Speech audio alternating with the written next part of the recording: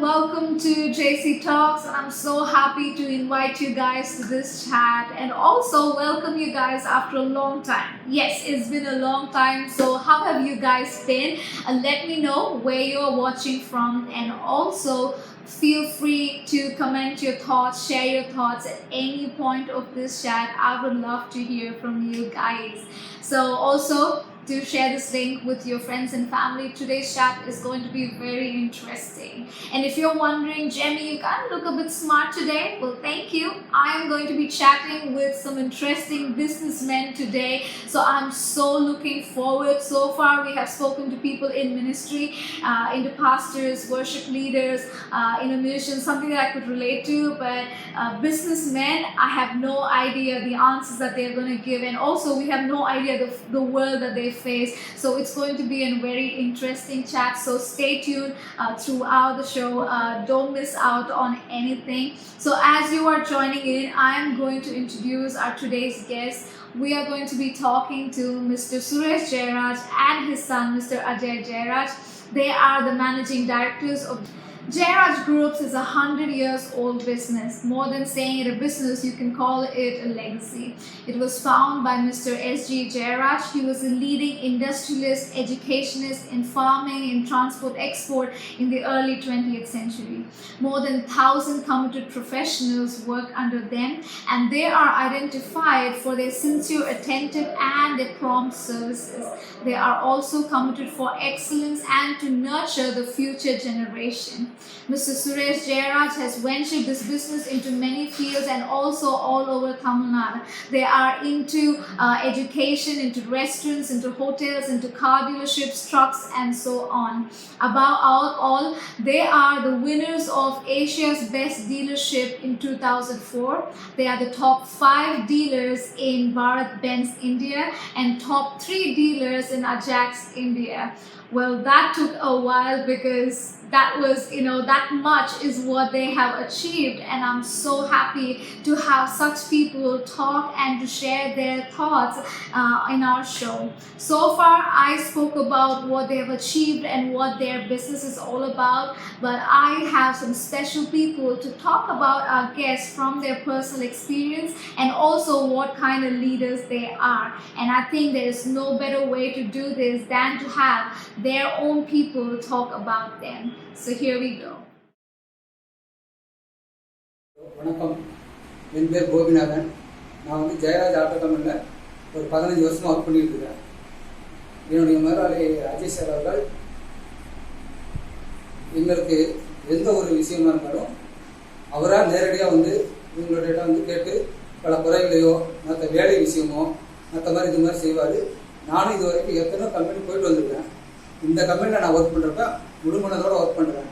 ஏன்னா அவர் எந்த ஒரு விஷயம் இருந்தாலும் பொறுமையாக யோசனை பண்ணி திடீர்னு முடிவெடுக்காமல் அவர் இந்த வயசுலையும் எவ்வளோ ஒரு பிரச்சனையாக இருந்தாலும் அவர் சமாளித்து எங்களுக்கு எந்த ஒரு இது இருந்தாலும் ஒரு குடும்பத்துக்கு ஒரு பிரச்சனை இருந்தாலும் உதவி கேட்டு தெரியாமல் இருந்தால் கூட அதை தெரிஞ்சு என்னென்ன இந்த மாதிரி இருக்கிறாரு சூழ்நிலையில் அவரை கூப்பிடுங்க, சோர்வடையக்கூடாது அப்படின்னு சொல்லி கம்பெனிக்காகவும் சரி குடும்பத்துக்காகவும் நல்லபடியாக எங்களுக்கு உதவி செஞ்சுட்டு இருக்கிறாரு.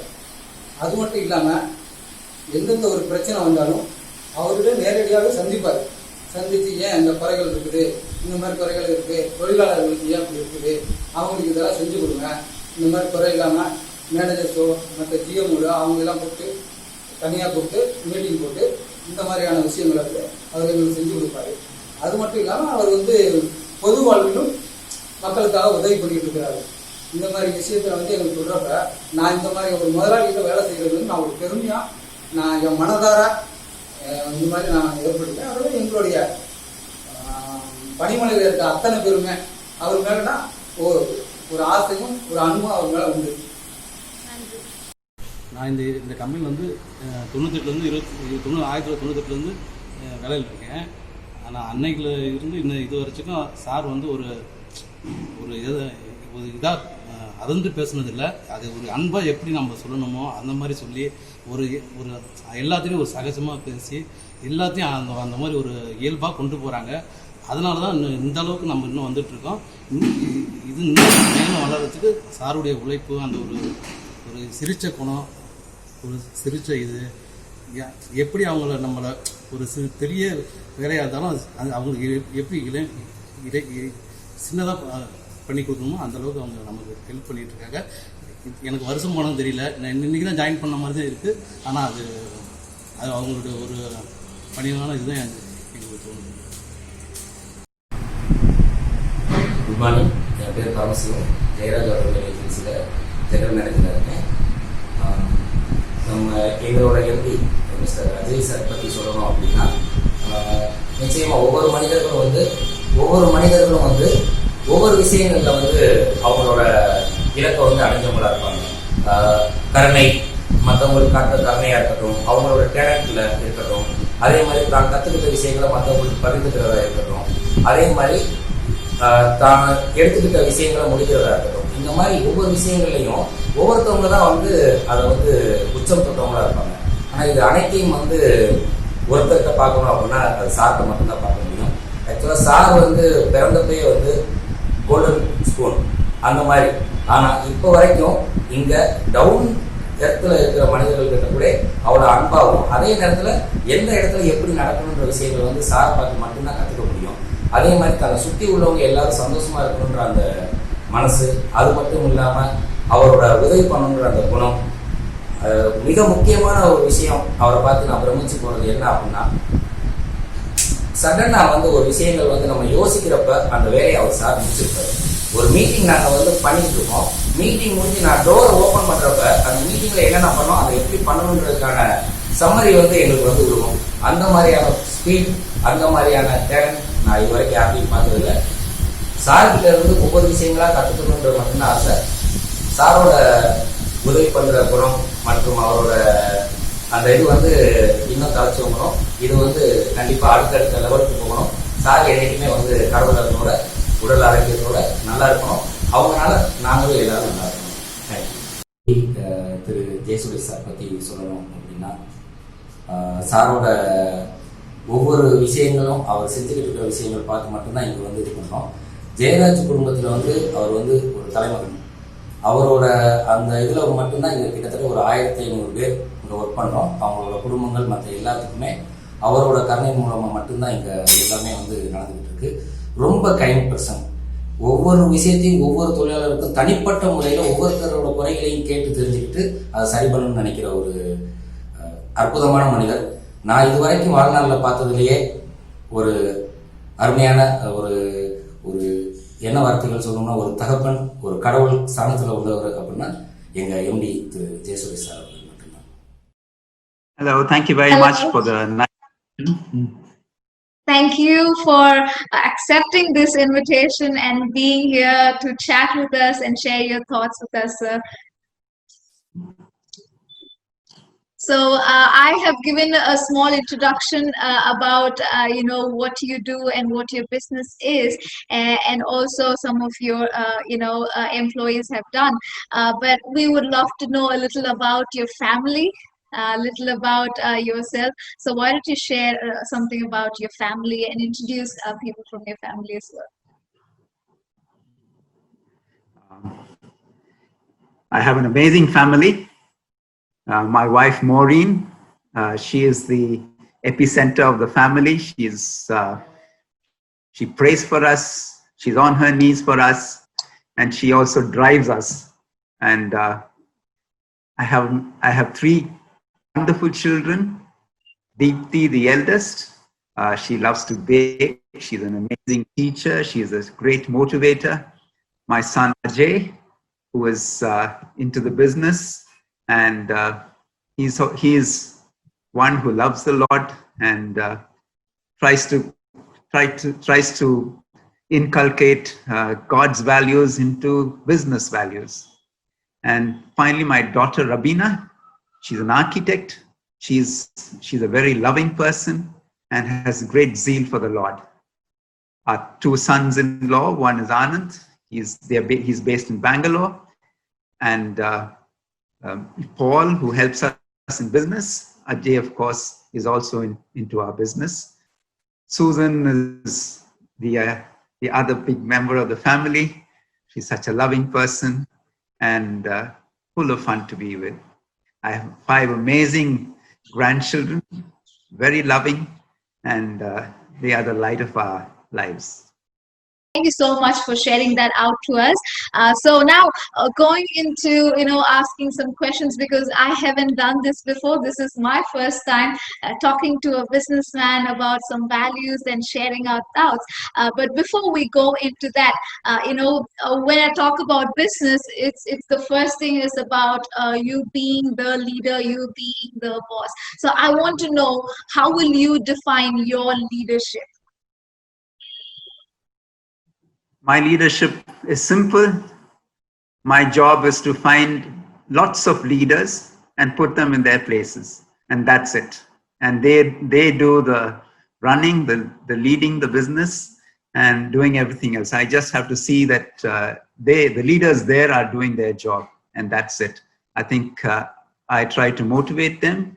I try to be behind them, encouraging them and telling them what to do. And when they're not doing too well, try to sort of tell them where they've strayed away, and then put them on the right path. That's as simple as that. Nice. It's nice on how you make it sound so simple and easy, but definitely it is a very important and a big job to do.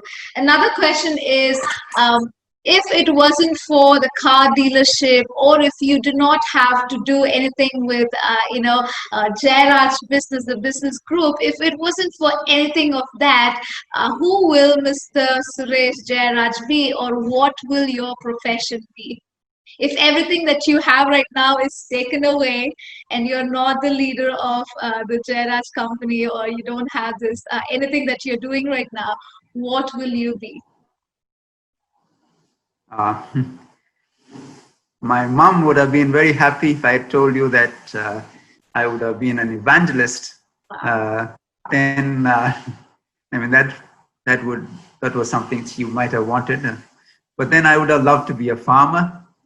I would have loved to be in the hospitality business. But I think I had my goals, and I would have tried to achieve those goals, whatever be the circumstance. I would have come back to it, and then I would have persisted, and I think I would have been what I wanted to be. Amazing. I'm not surprised because you said evangelist, or being a farmer, because as far as I've seen your family, you're so actively doing God's work. Even if you are a busy a businessman, all of you are actively doing something in the churches you are in, or in the ministry that you are in. So that's really good to know. Now, as you have said, I would definitely go into being evangelist, or your mother would have been happy doing that. So you are raised in this a Christian family, a strong Christian family. So definitely you have, that strong Christian principles in you. Now, as a businessman, when you leave your house, or when you're not around your family, you're around different people, you're in different circumstances, and in office, obviously there is stress, there is pressure, and all that. Now, in a very stressed out situation, in a very pressurized situation, or there is something that is really making you mad, who will come out first, the businessman Suresh Jayaraj, or the Christian man, the child of Christ, the child of God, or he will come out? Which person will first come out? I think it's a mixture of both. Okay. God tells us to use our wisdom, and that wisdom comes from God. So I think it'll be a bit of both. I think our business is based a lot in trust in God, and seeing His loving care for us all these years, and that's always been there. We've always felt that He's there to take us through. But when you say business, it always means there is a risk. Without risk, there is no business. No business is easy, or it doesn't go with this is the outcome. It doesn't happen that way. Every business has an element of risk, and and has a lot of stress, because every decision is made by you, right or wrong. So there is stress, and we have to live through that every day. That's nice. You said it's a balance, it's a mixture of both. So you stay as a Christian and also as a leader who has to take all the decision. But have you ever found it to be very difficult, to be, hold on to that Christian values that you are, or the man of God that you are, and also, to deal with that stressed out time? Have you ever felt like, okay, this is really hard? Have you been in that situation? I've been through many stressed situations, but I think one of my strengths, or the strength that God has given me, is that He has given me a calm spirit. So I tend to sit back, look at the situation, and take decisions in a very relaxed and careful manner. And I think that is a bit of a strength. Yeah, I But think then, we can all see that. We can all witness that. Everyone who say anything about you, the first thing they would say, he's the most calmest person that I've ever seen. So yes, that is a wonderful strength that you have. Now in this chat, we are doing a series of failure. So few of them who have been part of this chat, they have spoken about their failure experience. But before I would ask you anything about failure stories, I would like to know, what is your first thought, or what is that first thing that comes in your mind when I say the word failure? failure in business, or whether it's failure in family, or failure in a game, failure is a failure, and I think we are tuned to take failure in our stride, and we I think when there is a failure, I think the best comes out of us, and God gives us that strength. It's not that we are capable of doing that. It's God who sort of props us at that time. Amazing. So you said failure is more like a very natural thing. It happens everywhere and it happens to everyone. But I'm sure this wouldn't have been the same idea many years back. As you are a very experienced person, both in marriage life, in business, and in every way. But if I ask the same question maybe 20 years back, 30 years back, maybe it would have been a bit different. So can you please share with us a small story or a situation where you did face failure and you had a whole different idea about failure before, and your whole perspective about failure changed after the situation? How did you tackle this failure and how did you overcome that? So can you please take us through the journey of your failure story? I think I've had my fair share of failures. Uh, I came into business about 40 plus years ago, and the day I stepped into business, I think I also stepped into failure. I think when we started, or when I came into the business, that was one of the lows in the business, and we had a time when we couldn't pay our taxes, we couldn't pay to run at that time. We were running buses, and we had a petrol bunk and things like that. We had about 10, 11 buses, and we were losing one after the other because we couldn't keep them afloat. And we also couldn't keep our petrol bunk afloat. And that was how I came into business. When I came into business, it was at a time when everything was failing around me. But I think God taught us some lessons there. He taught us that He took away things that would have affected our growth in the years to come. So we lost things that I think were best lost.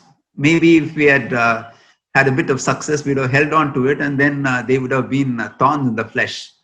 So I think that went away. After that, I think at those early years, we were prone to borrowing more than we could pay back. So borrowing is something that, so if we needed, let's say, 1 lakh of rupees, we would find of putting a higher quotation and see that we get 95 to 1 lakh as loan with hardly any money of our own put in. Uh, those were the days. And that was a sure step to failure. And we did keep failing all the time. There was a time when, of course, at this time the business started doing well, and we had taken a big OC overdraft from OCC from ICICI Bank. We were fairly good customers, and we had been paying well, and we had kept everything at that time. Of course, this was maybe 10, 15 years after the initial start. We had sort of got us brought, had taken us up. And then ICICI Bank suddenly said they don't fund traders. We were traders. So he said, we don't fund traders. They were into helping manufacturers. And they said, we are changing your credit limit into a term loan. And suddenly we had to find ways of paying back that large amount of money without having money in our business. So, but there was a movement called CBMC, whether I don't know whether you know about that. Yes, CBMC is for businessmen, and they taught me to lead a debt-free life, where being in debt is a burden, and that's when I changed my thinking to having as little debt as possible. So that's been a big blessing, because it's not that we don't borrow, but then we now borrow, instead of that 100%, we borrow 20% and try to make 80% our own money. So that's helped us and given a lot of strength when there are, in every business, especially in our business, there are ups and downs. And ups, maybe you can predict, but downs you cannot. For instance, when the Twin Towers were crashed into, whoever thought that would affect India? The third day, all the banks pulled out, nobody was buying machines, and our business crashed. When Saddam Hussein invaded Kuwait, our business crashed. The recent pandemic, the day the lockdown came in, we had so much of stock and business crashed. This happens every 1-2 years, we have this downs. But then this one single thing that we did helped us. And I think God gave us the strength and the direction to be able to get out of that. And I think that is one of the biggest things. The other thing is, of course, when I started in business, when we started taking dealerships, I was very interested in taking a Toyota dealership, Toyota truck dealership, not the Toyota cars, or the Toyota truck dealership. And I was interested in taking a HMT tractor dealership. And we really persisted and went after that, but it didn't open any doors. But then suddenly somebody came in from one company and said, would you like to take a Swaraj Mazda dealership? And they came. I mean, I didn't ask for it, but they came, and I took it up. Today, Toyota trucks, I mean, in India, is out. It's not there at all. And HMT tractors is out. And someone from Escorts just walked into our office and said, would you like to take up this dealership? And from then on, all our dealerships, so people would ask, how did you get it? Did you do this? Did you do that? Or what steps did you take? Have all come without with hardly any effort from our side. And it's all been God sent, and God has given us the best. And I think that's from a story of a failure to success. Amazing, amazing. I loved it because, this is the first, as I've mentioned, this is the first time I get to hear from a businessman to say, this is how, by God's grace, by God's favor, I have overcome, because the world is only talking about how their effort, their confidence is bringing them up in life. And it's so amazing to see a man like you who's successful in what you do, to say that God has been the person. And I also wanted to know, when when you say that when I came into business, it started with failure. When I heard that, one by one things started crashing down, uh, I don't know how it would have been to any of us, because it is a very terrifying place to be. When you are coming into business, you have this thought saying, oh, maybe I can pull it up, and it will go good, and all that. We come in that hopes. But for you, it was the other way around. So I want to know, what was your fear when you came into business? And obviously you would have some expectation from your father, because you've been, as family to family, you've been passing on. You would have had so many expectations on you. What was your fear, and how did you overcome that fear? And what was your confidence? What did you hold on to? And even until this far, I'm very sure all those ups and downs, it might shake you now and then. But what made you to hold on? Uh, Passion, of course, passion in what we are doing, and I think a belief that God will take you through, which He has done all these years, and that's been the blessing. I've also come from a family. My father would probably had inculcated lots of good values in me. He taught me the strength of hard work, and we all work really hard, whether it's Ajay or whether it's me or whether it's Maureen, or all of us really put our heart and soul into whatever we're doing. He also taught me, when I was very young, I was an only son, so I was pampered. I was given a lot of goodies. But he also, my father would take me in the best of cars, but he also saw to it that I went in third class, unreserved railway, on a railway ticket. He saw to it that I learned the hardships of life. We would probably sleep in the best of beds and also on the floor.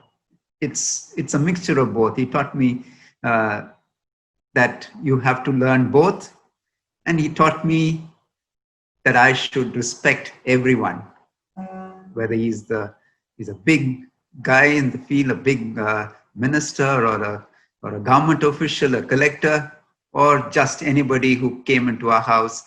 Anyone would be treated well, talked well, given the respect that that person deserved.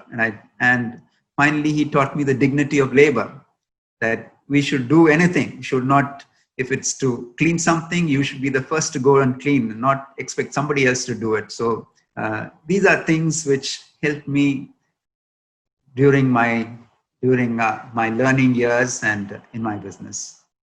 Of course, he also taught me the love of God. He was he was a little ritualistic. He used to do things. He'd start with doing something, and he had compartments, and he did that way. But he did love the Lord, and I think he gave that to me also, that thinking and that motivation. Nice. So you say more of your upbringing was the main strength that you had, more than anything that your dad passed on to you. The principles that he gave you is the best. And talking about the upbringing and the family life, so it is very important in any care, any profession that we are. We also have to give that equal importance of attention and our time towards our family. So you, as being a businessman for a huge venture, and being always to be the first person to lead and to be the first person to manage, and you should always be there. How do you bring a balance between raising your family, because you are the head of the family, and there are people looking up to you. You have children, you have daughter, son, and you have grandkids. Now they're all looking up to you. So obviously there's a big responsibility on you, even from the family side. So how do you bring this balance on? I think giving them time, spending time with them, see what their interests are, and see if we could balance those interests, encourage those their qualities, their hobbies, their So you said that a happy family always gives you a happy business, or you can be a happy person in your workplace also. Now, how do you make this practically happen? Obviously, you are a busy man, but at the same time, you said I have to keep my family happy. So, how do you practically work this out? And from your side, how do you think you bring that, you make that possible? I think giving them time, spending time with them, see what their interests are, and see if we could balance those interests, encourage those their qualities, their hobbies, their. The best thing to do is to give them some time.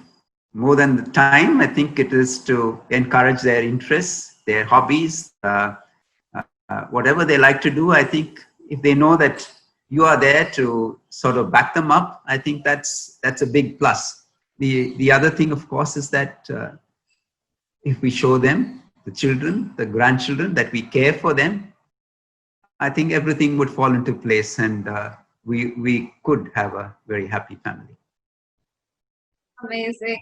Again, I would just say you make everything sound very simple, and it's all like, when we hear this, we're like, okay, that is all it is. Why don't we try it? So I really love that simpleness, and though it is simple, I think all these are so important in our life. So I want to wind up by asking, what is your final advice? What would you tell your viewers, especially the upcoming entrepreneurs or as young business men or women? What is your piece of advice to them?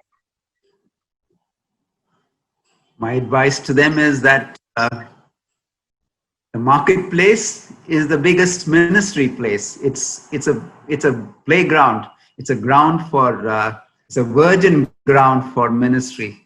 The way you do your work, the way you treat people, the way you treat your customer, the way you treat your employee, how the way you run your business, whether you're honest, whether you're dishonest. I think these are things that would be a bigger ministry than perhaps going and speaking in a mic or something and telling them about God. These simple things that you do in your life, I think, will touch many lives. And the other thing, of course, that I would tell them is that God is there. God will take care of you.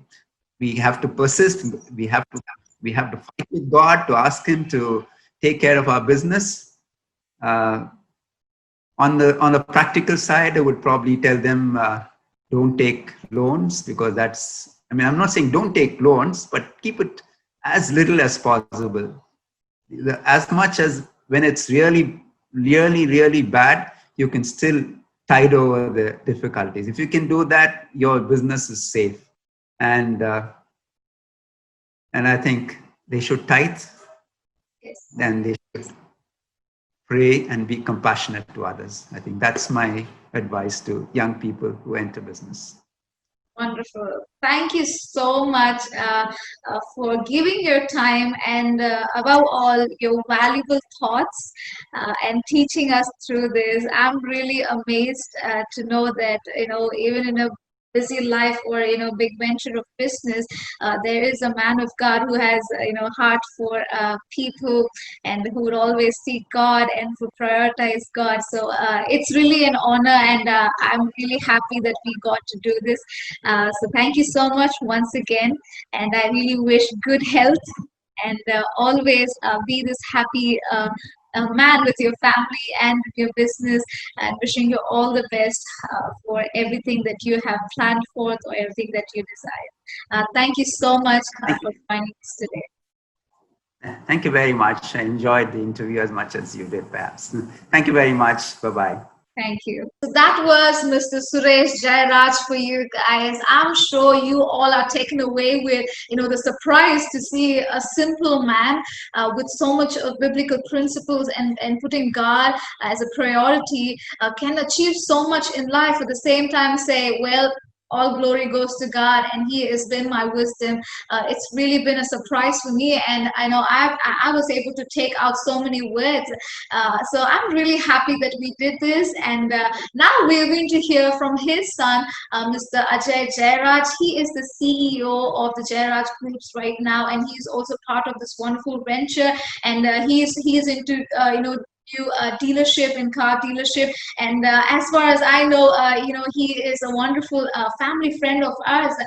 So I got to I get to see them work and operate, and I'm really excited to have him come out and speak about his challenges, and how he has been overcoming his failure, and also how he is holding on to God, and how God is being a big role in his life. So hope you are excited. I'm excited as well. But before I'm going to welcome Mr. Jairaj, I want to tell you that if you have any questions that you want to ask them, anything related to business or anything about the spiritual life or the business ethics, go ahead, type it down. Though we're not going to answer it right now, we will do it later. Definitely you will get an answer. And at the end of this chat, I'm going to ask Mr. Jairaj to pray for you. So if you are a person who's into business, or if you are at the low point in your business, if there's anything that is standing out for you in this chat, and if you feel like, well, I want them to pray over me,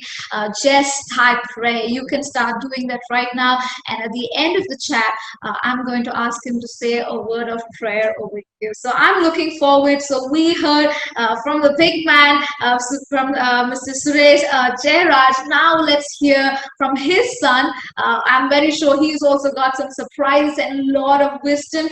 So I'm really excited to hear from Mr. Ajay Jayaraj. So let's all put our hands together and we'll welcome Mr. Ajay Jayaraj on the screen.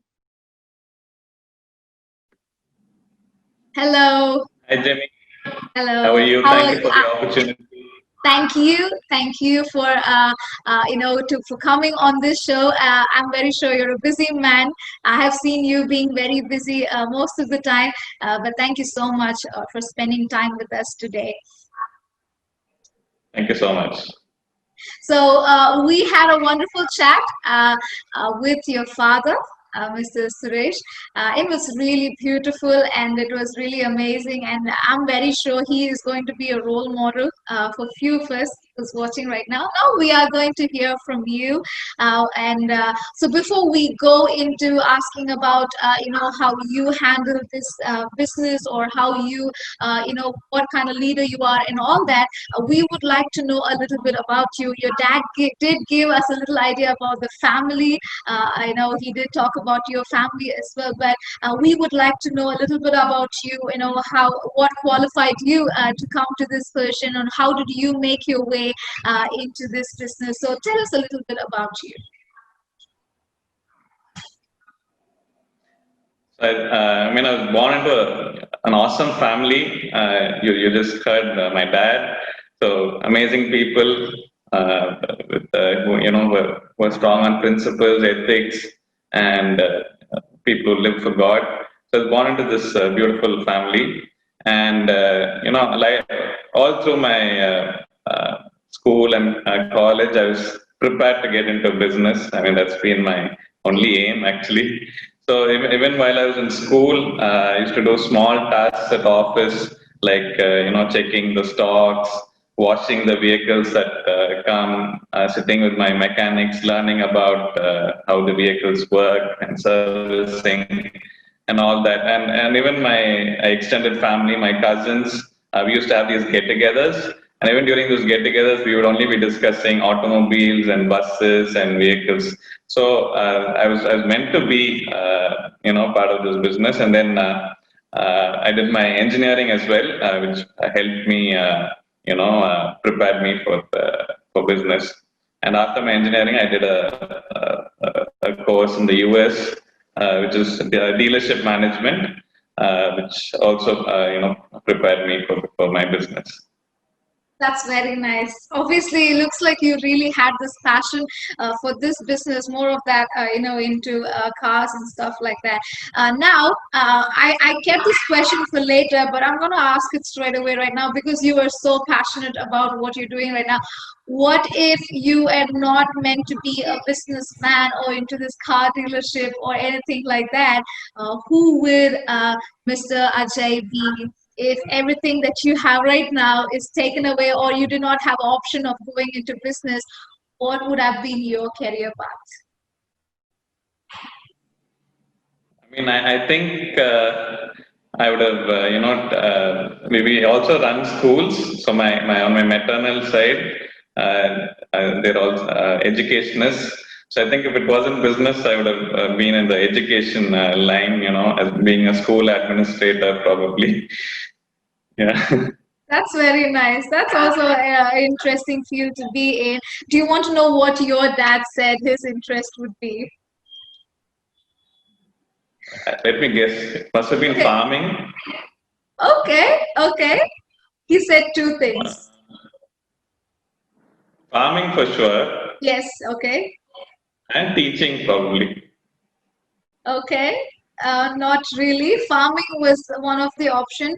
If not, I asked the same question and he said he would have been an evangelist. So you would have been an evangelist son. Okay. So that was his option. It's quite interesting. So going to the Yeah. next question, I did make an introduction about how this Jayaraj group started, and it's 100 years business. And even after what your dad has started, the ventures that you have opened up, and you're the only son. How do you feel like what is your feeling to be part of this legacy? Because it's not just a business, but it's a legacy that your grandfather has left and your dad, and now it's on you. How do you feel carrying this legacy or being part of this legacy? See, a legacy is something that is passed on from one generation to the next. Many people get it wrong when legacy chops up their pride. Yeah. So that's one way, one route which I definitely do not want to go to. In Proverbs 16:18, it says, "Pride goes before destruction, a haughty spirit before a fall." So, constantly my mother keeps telling me, "Do not get proud." So, my legacy should never be a source of pride for me. So that's one thing we are very clear about. But my legacy has also given me principles, biblical principles that has withstood the test of time. And we've been a business family for close to 100 years. It's because of the biblical principles, like trusting in God, humility, respect, and fairness. So these are takeaways from the legacy, but I would not like to be proud of it because pride goes before destruction. Yes. I like the way you put it out. You said, well, what legacy? But I just want to be humble no matter what legacy it is. Anyone who hears this will be like, whoa, okay, this is a very cool position to be and all that. But you took it out very simply. And, I like the point you said, you don't have to be proud of it. Great. So now I would like to know, have you ever felt the fear? Have you ever felt the fear of letting down this legacy or letting down the expectations of your father? Because you have, when we see Jayaraj groups, it has always been a growing business. It started from a bus service. Now we are into so many ventures, and it has always been that growing business. Do you feel that fear, or do you feel that pressure, or do you have you ever felt like, well, am I gonna do it? Am I gonna make it? Am I gonna make them proud? Have you been in that place? One thing about my father's leadership style is, he did that to me, and he does it to all our, general managers and people as well. He gives them the opportunity to learn on their own. Yeah. Okay, so and I mean, of course, we make a lot of mistakes when we're given that freedom, and then we are not questioned about the mistakes.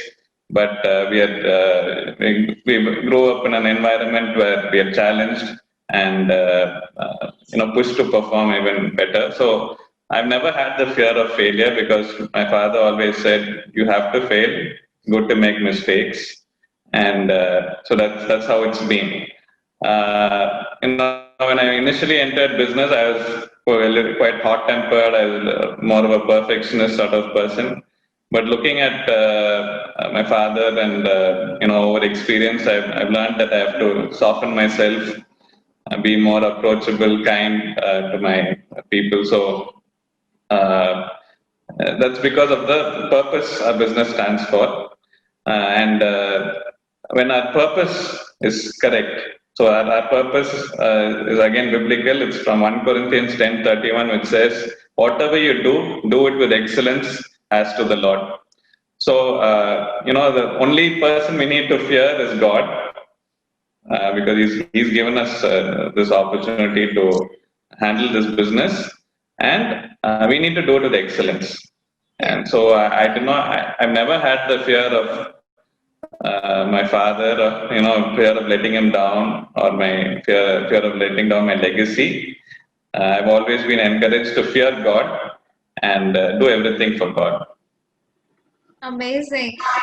So you said that you do not have the fear, but your dad made a very strong statement saying failure is in everyone's life, and it is very obvious in anything that we do, from family to relationship to business. Failure is very common. Though you do not have the fear of letting him down, obviously there would have been a situation where you would have felt like, oh, okay, I feel like I am falling here, I'm not doing very well. So I would like you to share that situation. But before you share that, I asked the same question to Mr. Suresh as well, and I would like you also to answer it. What is that first thought that comes to your head when I say the word failure? What is your thought about failure? Actually, the Bible in Proverbs 24:16 says, "For a righteous man may fall 7 times and rise again." So the only thing that we need to do is be righteous, and it doesn't matter how many ever times you fall. Bible says 7. Even if it's 70 times, we can rise again. Yeah. It's only our attitude towards failure that really matters. Yeah. And so I mean I've had more failures than success. I should agree to that. And initially when I just joined business, I was given the Chevrolet dealership. The first 2 years, it was very difficult for me because our team was not, they didn't get, I didn't have a great team. Customers were not happy. We were not selling too many vehicles. The company wasn't happy. But I think all that helped me learn how not to do business. How I can do things better. The same thing happened, but eventually over time, our Chevrolet dealership became one of the best in the country. We were ranked among the top 5 in the country at one stage. After that, there's another business we started, which was for the Bharat Benz trucks. So this again, the first year was a disaster. We lost a lot of money, and again, we had a lot of problems. I thought that's going to be a huge failure, but God has seen us through, and now we are in our 8th year, and I'm very happy to tell you that we are now one of the top 3 or 5 dealers in the country, and all glory to God. Yeah. There's been another failure which you also would be aware of. The restaurant we started Yes. in Perambalur called Wang's Kitchen. Most of the business, all the businesses we've got, we had clear direction from God, and God gave us those dealerships. So the people who approached us and said it'd be nice if you take this up and do it, and that's how we took it up. But the Wang's Kitchen was one venture where I chased after that. Okay. I didn't really, ask God, and eventually it was a huge failure, and we had to close it down. But yeah, we learn a lot through failure. we do not learn through success, we only learn through failure. Yes, that's very true on what you said.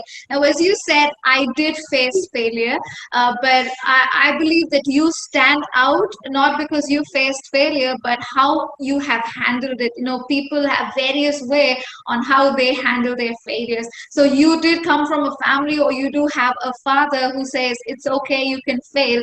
I know you're gonna come off in life. But what if there are people who are watching who don't really have that family support, and even they are facing failure? So what will your advice be to them, or how would you say, this is how, guys, we can handle failure? Defined.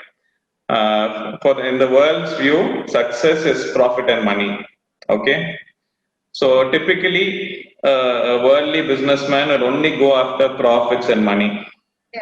The Bible is very clear that you can only be a slave to one, either God or money.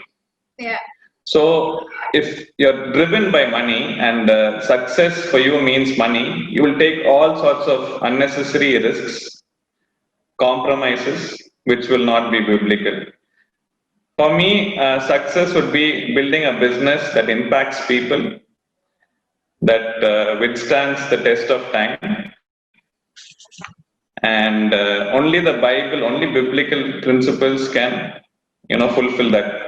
The Bible itself was written by 50 authors over a period of 1,500 years, and from Genesis till today, maybe 6,000, 7,000 years, this has withstood the test of time. And these principles are, time cannot contain these principles, so it will pass on from generation to generation. And so, if we stand by these biblical principles, our businesses will last long. Okay, so that's what I think, and that's how I would define success rather than profits and money. All right. So because you said, For example, sorry, let's go ahead. yeah, for example, to a person who sells a car, I wouldn't, how we tell our team is you're selling a family memories. Okay, you're giving them a car, but it's giving the family memories, you're creating memories for them. When we sell a JCB or an Ajax, we tell them that you're helping build India's infrastructure. Okay, so we broaden their vision. They're not limited to that sale or the money that we make from that sale. So it's a bigger vision, bigger purpose for our company. It's beautiful that you define success in a different way, and also failure in a different way. Now, I have a question to you that's following up to the question I asked before.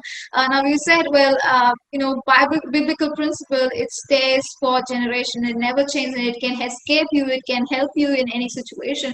But now people say, in business, you can't just be the same. You cannot be, holding on to same strategies, or you cannot be holding on to same principles. It has to change according to the world is changing. People are demanding different things, and your strategy might not work, in a current situation right now. So how would you say that, that a Christian can be the same and hold on to his principles in every changing scenarios, in every changing, world, the generation and the demands that's coming up? How would you prove that right? See, there are two things here. Principles should not change. Principles do not change. But the way you do business, if you do not change, you'll be wiped out in no time. Okay. Okay? The way you do business. For example, internet wasn't there a few years ago. Mm-hmm. But now if you're not there on the internet, if you're not, loud on social media, you're gradually less people will view you, less people are going to come to your showroom. So we have to be relevant to the times, change with the times, but principles remain the same. We have to treat people with integrity. We have to give respect. We have to be humble. So these are principles. I don't think principles will change, but the way we evolve the business, way we strategize, that definitely has to change, or you can get wiped out. All right, that is a professional advice from you. Thank you for that. And now the next question is: you are a very active person in ministry as well. I know that, and KCC know that, as you are in a leadership position there, and you also teach courses for evangelism and also for missions and outreach. You have a heart to reach out to people, and being generous in what you do. So, what drives you towards doing something in industry? Because it is very obvious that a man like you in business and having your eyes on so many other ventures, you are very busy. But at the same time, we also see you make time for God and ministry. So, what drives you there, and why would you, do such thing even in your busy time? You're always there to do God's work. So, what drives you to it? What drives me is, every single human being on earth has a thirst. Okay, a thirst for God. It's an underlying thing, but many people do not, realize it. Even the atheist has it. People of other religions also have it. So that's how we are created. So people try to put on a mask, a facade, and try to. So this thirst is not a physical thirst or an emotional thirst. Okay, it's a spiritual thirst, but they think it is a physical or emotional thirst, and they start, giving into the physical or emotional thirst. For example, if it's a physical thirst, and they get things that money can buy, okay, to satisfy them. If they think they can cover it with an emotional thirst, then they go into drugs or alcoholism, they so that they can cope up with their life, or get peace, or withstand the pressures of life. But all this, the only solution for all this is Jesus. Yeah. Okay, so only Jesus can quench our spiritual thirst. And as believers, all of us have felt that quenching of our thirst. We are filled up, and we should not be selfish with that. We should Yeah. let the whole world know about that. So that is the intent and purpose of why I'm involved in this, missions. And I want to thank Sam and you for giving us opportunities in church to further our mission. Further, you really helped us grow that seed. Okay, something that I wanted to do, but I don't know if I would have got the opportunity in another place. But you've helped, us really do it, and I want to thank you for that. Amazing. So it is very obvious, like Mr. Ajay, he shared that, they are part of it and they have a thirst for it. And in our church, we did see that as a family, they have this thirst and, the eagerness to serve God and to, sow in God's kingdom. And because we saw that, we were able to see that you are the right person, to do that leadership part or that missions and outreach, because you as a family have that desire in you. Now, I would like to twist that question and ask, so, you serving God, or you can say, tell people like, okay, you have to put God first, you have to serve God, you have to make time for God, because that's what you have been on and on saying. How do you think that is going to benefit your business? How is that going to make a change? You have shared a lot of things, but I would like to hear a straight answer saying, serve God, give your time for God, put God first, and how is that going to turn towards your business, and how are your employees, or how is your business gonna be benefited through that?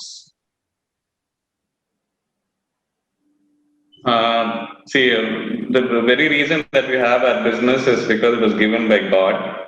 It's absolutely. I mean, I know how weak I am. So there's. I have not built this business up. Nor as my father or grandfather, great grandfather. It's only given by God. We know, what our strengths are, what our weaknesses are. But definitely, what we have is because of God. So we just want to do business for him. So everything that we do, we want to do it with excellence, so that as we're doing it for God. And so that's how I would, bring that relationship into our business. relationship with God into our business, uh, and not just keep it in my personal life or family life.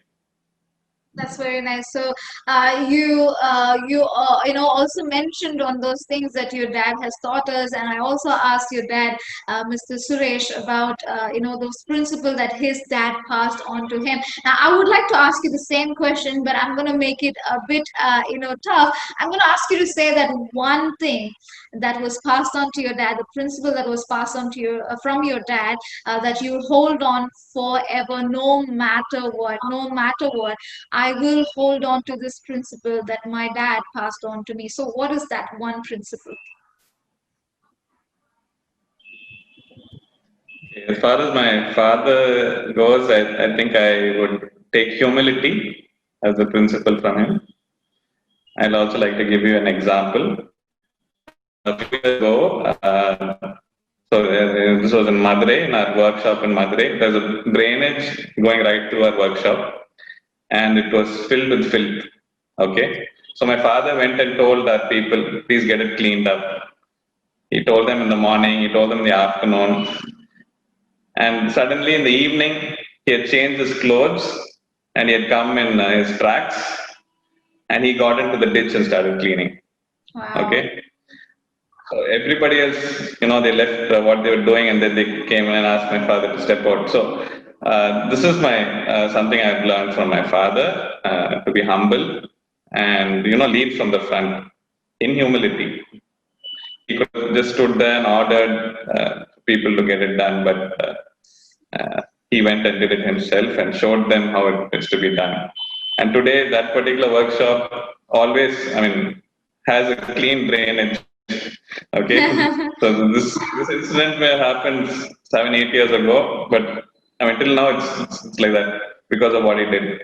So that's one principle that I've really learned from him. Amazing. That's beautiful. So, what is your last advice to upcoming entrepreneurs or businessmen and women out there, and young people who are thinking of, you know, picking up business? What would be your advice to them? Okay, my advice to anybody who wants to be an entrepreneur is basically just three simple points. Firstly, think big. Think big. The second one would be use what you have, don't borrow. Use what you have, however small it may be. And the third one is move fast because the world is moving fast. You need to be faster. And so, I take these principles from the parable of the talents that's found in Matthew 25. It goes like this: the one person is given five, another person two, and another person one. And the person who's given 5 talents really uses it well. So this person who received 5 talents, the Bible says this: he went at once, so he moved fast, okay, and he traded with them. So whatever he had, he traded with them, and he made 5 talents more. So he made it big. He thought big. He knew that he could multiply that 5 into 10. So think big. Use what you have, whether it's 5 or 2 or 1 talent. Use what you have, and and move fast. Uh, my great grandfather started his business. He was, I don't know if my father told you this, but he was a fifth standard dropout. We're from a family of people who used to climb trees to make a living. He moved 350 kilometers from his hometown to another place. And when he was just 20, he started a business with a sack of potatoes. Okay, he took a sack of potatoes and went and sold them. Okay, that's how he started his business. So we started our business started with one sack of potatoes. So use what you have. Move fast, think big. That'll be my advice to anybody who wants to be an entrepreneur. Wow, that was And crisp, later on, short. the parable of talents actually finishes off in a beautiful way. The master comes back and he says, "You have been faithful with little. I will set you over much. Enter into the joy of your master." So when we are faithful with what we have, when we multiply it, when we think big, move fast, use what we have, the master sees it. He will set us over much. And we've been testimony to that, and I want to pass that on to all of you. Amazing, amazing. I really love that throughout this whole interview, how your dad and you never separated, Bible, the biblical ethics, and your business away. It was together. It was molded and meant together, and we can really see how God has blessed you all because you have been faithful, and we can really see that you're not just being a businessman out there, but you are being the man of God, man of God, wherever you are doing. So thank you so much for joining us today, Mr. Ajay, for all your thoughtful words to all the viewers also. So viewers, if you have any questions to ask, go ahead, type it down. I'm sure that all of that they have shared has really inspired you, and they will definitely answer those questions. So if you have any more, go ahead, do that. And also, if you have if you want us to pray for you, we are going to say a word of blessing and prayer over your life. So type prayer. If you are a business person, type prayer. And if you're going through a tough time, we would love to pray over you. And as you heard, failure is just a part of your life, and how you can take failure in different perspective. So go ahead, type prayer, and we're going to pray for you. And as you're doing that, I'm going to ask one last question to Mr. Ajay. So what are in the times of stressed out situation, in the times of where everyone is looking at you for a solution, for an answer or a question, and you are like, you're no, or like, I don't have an answer right now, what song would come out of your mind? Or are you a person who just close your eyes, hum some songs, or sing some songs out there, because you are also part of ministry, you are actively part doing everything out there in the church. So what are those Bible words that pops in your head, or what is that song that immediately comes in your head? What is that song that you normally just sing around your office to keep you in that calm or that relaxing or confidence mode? I must confess that I don't sing in my office, Oh, but okay. but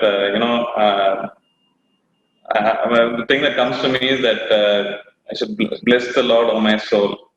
Whatever the situation is, whatever you're going through, you bless the Lord, give honor and glory to Him, and He will direct your path. So that's been something that I clung on to. Okay, amazing. What if I asked you to sing a stanza right now? Would you freak out? You know, all the viewers will log off immediately. But I'm not going to put you in that spot today. But thank you so much. I'm sure viewers would have typed in prayer. So I'm going to ask you to say a word of prayer over everyone who's viewed this chat. I'm sure they have been blessed, and they are taking back a lot of wisdom and thoughts that have been shared by Mr. Suresh and you. So why don't you say a word of prayer and bless everyone? Heavenly Father, we want to thank you, Lord, for this time that we could have, Father. Father, even now, Father, or whatever we spoke, Lord, I just want to hide myself behind you, Father. And Lord, I pray that everything that I spoke would have been, Lord, purely from you. And Father, even now, I want to commit everybody who's listening, Lord, to this interview, Lord, and Lord, who's joined us in prayer. I want to pray for all the young minds who want to start business. Father, we pray that, Lord, you will make the way possible. And Lord, whatever it is, Lord, that they would stand by biblical principles. They would not, Lord, be swayed by the world, and not, Lord, be tempted to do it the way the world does it. But, Lord, stand by biblical principles so that they can honor you in the work that they're going to do. So, Lord, everybody who wants to start a business, Father, I pray that, Lord, that seed would bear fruit, and Lord, that they would be able to commit that vision into your hands, Father, and that you would bring it to fulfillment.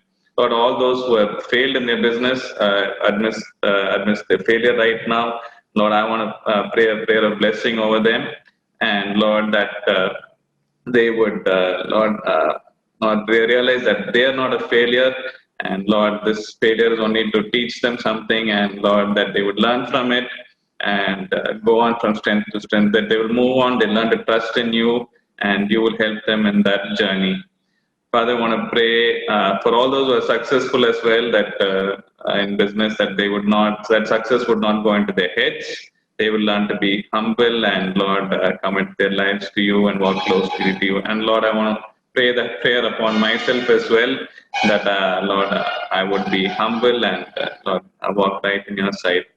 Thank you, Lord, for KCC. Thank you for this initiative of Jimmy's. Lord, continue to expand the borders, the horizons of KCC. For we pray in Jesus' most precious name. Amen. Amen. Amen. Thank you so much once again. You are a blessing, not just wherever you work, but wherever you go, you have been a blessing, and your family is a blessing. And thank you so much for taking time to speak in wisdom to us today. God bless you with all our heart. I want to wish all the best for your upcoming projects and all the ministries that you are setting out to do. God bless you, and thanks again. Thank you once again. Have a nice day. Bye. And you, God bless.